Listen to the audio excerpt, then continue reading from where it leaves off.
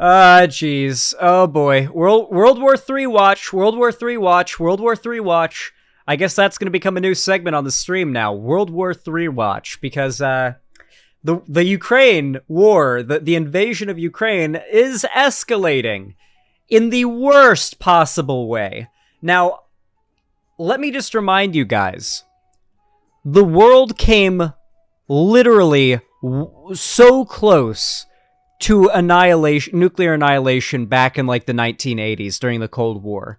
There was a false alarm that nearly resulted in Russia launching their nuclear arms, which would thus pretty much end humanity for, you know, as we know it back in the 80s. And the only reason that didn't happen is some guy, some like Russian missile silo technician was like, I'm going to double check on this signal to make sure this alert that we've gotten that the US is bombing us isn't legit. And it wasn't a legit alert. And had they gone with the alert and not taken the risk of their country being destroyed without any retribution, it would have ended the world. It would have been World War III. With that said, I want you to think about how close we came to narrowly avoiding nuclear annihilation. Now I want you to think about how close we are to narrowly not avoiding nuclear annihilation. As I read you this news article that is breaking news and absolutely terrifying, I also have my window open and I'm quite loud because I have headphones on, so hopefully my neighbors enjoy this news story as well. It's been a pleasure living next door to you all. At least 2 dead after Russian missiles land in NATO state Poland on Ukraine border. The Prime Minister of Poland has called an emergency meeting following the explosion. Oh boy, this is good, isn't it, guys? 2 people have been killed in Poland after 2 stray Russian rockets landed near the border with Ukraine. Listen, guys. Guys, I know this sounds dark, but hope to God they were Ukrainian citizens in Poland. Like, if they were Polish citizens in Poland, that increases the chances of, like, escalated armed conflict so much more, guys. I don't think you're like, so much more. According to the AP news agency, a senior U.S. intelligence official said that the missiles were of Russian origin. Yeah, no shit. Poland's Prime Minister, Mateusz Morawiecki, that is just an absurdly Russian or Polish name, apparently. I cannot do Polish names, guys. The guy who wrote The Witcher can't do it. Can't say it. Has convened the committee of the Council of Ministers for National Security and Defense Affairs, quote unquote, as a matter of urgency. Government spokesperson Peter Mueller confirmed, with local news sites claiming this is likely the result of the explosions. I want to remind you guys, by the way, 2 missiles hitting some grain silos in like the Polish countryside on the border and like 2 people dying. This is literally the Polish 9/11, okay? This is a pretty significant event. This is not like a live and let live type of scenario. You hope it's a live and let live type of scenario and it doesn't escalate further, but best case scenario, this leads to Poland joining into boots on the ground, their military involved, on the ground conflict with no nuclear anything involved whatsoever, basically just helping Ukraine fight against Russia. That's the best case scenario here, is that just ends up meaning a whole extra country ends up definitively allying militarily full on the ground with Ukraine. That just Ukraine just gets wider. Yeah, pretty much, right? Like that, as far as the war is concerned, Ukraine gets wider would be the best case scenario here. And it just means Russia, you know, has a worse fight to fight, you know? The rockets fell in the town of, not even going to try pronouncing that, but it starts with a P. So you guys just imagine a funny Polish word that starts with a P. Hitting grain dryers, not grain silos. The police, prosecutor's office, and the military are reportedly already on the site, Meanwhile, Polish armed forces are reportedly on high alert. Some analysts have suggested the rocket's intended target may have been Lviv, a Ukrainian city about 100 kilometers south of the city it hit. The most important people in the country, quote-unquote, are attending Poland's emergency meeting, according to local news outlet Radio Z. The station also reported that military planes were scrambled in response. The price of oil has already reacted to the rocket's landing in Poland, climbing 2.3% to $87, according to West Texas Intermediate Network. Russia's strikes on Ukraine today left much of Kyiv and other cities without electricity as civilian infrastructure was ravaged by the attacks.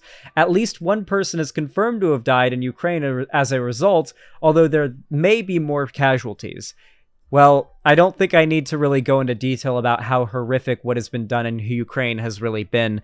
If you guys really want to get like a more raw understanding of what's going on in Ukraine, I highly recommend following the R combat footage subreddit. It definitely isn't a perfect source of footage, but it's a much more uncensored, direct, and like consolidated source of combat footage in mostly Ukraine right now that you can find. And pretty much 99% of the videos on there are either here's Russia doing a war crime, which is some of them, or here is Ukrainians killing Russians, as the Russians attempt to, like, slaughter Ukrainian civilians, right? Like, it is really hard to feel sympathy for the Russian cause if you follow the R Combat footage subreddit. R Combat Reality is also really good, Gatsukato. That's a really good one, too. That is absolutely terrifying. Holy fucking shit.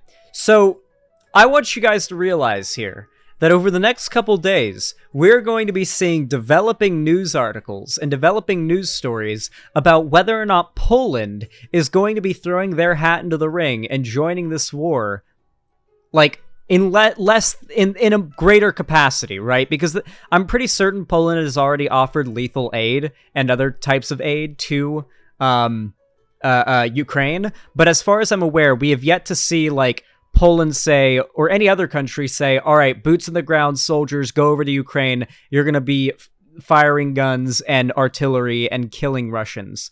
Like, I don't think that's happened yet. That might change now. This might change things. This is like this could be the event that stokes Poland to hop in. Poland is also very much falling towards, like, fasci politics right now. Like, fascism is definitely a threat in Poland right now, which means that may sound like, oh, then naturally Poland would want to side with Russia. The problem is that fascism makes no sense and is not coherent, and fascists oftentimes infight, okay? This is not going to have some, like, oh, Poland's not going to respond to this and be like, oh, well, we're fascists just like Russia is, so we're all good with this. No, they're not going to do that. That's not how this is going to go. If anything, the fascistic tendencies that have become more prevalent in Poland lately are just going to lead to a nationalistic, hyper-defensive, we want to seek retribution, 9/11 style response, right? I compared it to 9/11 earlier for a reason. Like, it wasn't just a joke. Like, Poland and its, like, nationalist, fascistic politics that have been getting so popular now, like, the next step, naturally, is for the population to say, what the fuck did Russia do? They killed our people, bombed our land? No, it's time for us to go to war, much like America did and American citizens did about going to war after 9/11. It is going to massively, like, enrage the people of Poland. And it's going to put, like, the politicians are going to feel a great amount of stress and pressure to take retribution against Russia. I don't think that Poland's recent, more right-wing, fascistic political leanings are going to change that. As a NATO member, Poland literally cannot attack Russia without starting World War III. That's the thing, though. Russia has attacked NATO. Russia has attacked a NATO state. Russia may have already declared World War III. No, it can. NATO is a defensive pact. Well, yeah, actually that should work, right? Because if Ukraine wants to join NATO and they're already fighting a defensive war against Russia, that makes no sense. Like, wouldn't that make Ukraine right now non-eligible to join NATO? That literally makes no sense, right? Poland has been attacked, Dynal. Russia can't claim this wasn't an attack. I mean, they can claim it wasn't an attack, but Poland can still claim it was. Like, Russia would really have to prove this was a mistake.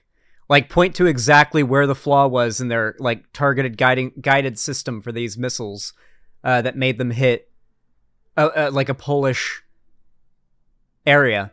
I feel like if things went all out and Poland got involved, Ukraine would be treated as a de facto NATO member.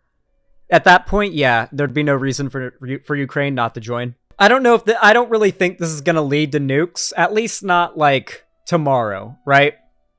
The nukes are going to be something that we'll see coming, I think. I don't think it's just going to be an overnight, oh, blinding light, we're incinerated now, oh, Fallout 5 is happening.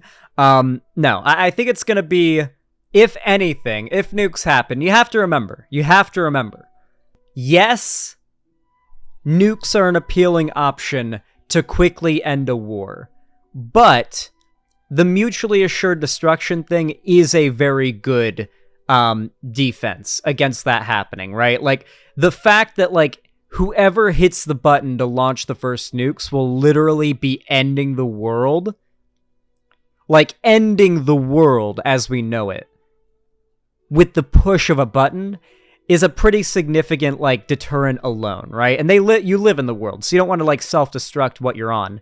Then again, how many people have you met in your life personally, or do you know of personally, that absolutely would push the blow up the world button if they could? I've met at least one, and it terrifies me that there is technically nothing stopping someone like that from reaching a position where they could press that button. However, overall, I do not believe, as Empress Julia said in chat, I don't believe the threat of nuclear war is as massive as people make it out to be. Is it higher than ever right now? I would say so. I think Biden was probably right saying that we are at a higher risk of nuclear war than ever right now. Higher does not mean high, though, in a relative term, right? Like, higher than the Cold War, like, there were a lot of it was a lot of scare tactics and a lot of terror weaving for the sake of political gain, right? Like, the idea that the Cold War and all of the hysteria around it, in large part, was utilizing people's fear of nuclear annihilation to stoke hatred against communism, even though the regime that they were so afraid of was hardly communist or socialist. And yet, in the meantime, they were just jailing and in some cases executing people for being communists. Or suspected thereof. McCarthyism, yay! Regardless, though, this is absolutely terrifying. Whether nukes are going to be used or not, this is terrifying. So, all I can really say is stay positive, stay tuned, stick around, and just keep an eye out for updates. The best that you can do at this point is stay informed, but do not let being informed make you doomer. Stay positive, okay? The world has come very close to ending many times before, and yet we are still here. I'm pretty certain, deep down in my gut, we're still going to be here a long time from now. And let's just say my gut feelings about these things and predictions have been right a lot in the past, right? I got a reputation for correctly predicting things. So you guys can thank me 50 years from now when there has not been nuclear war.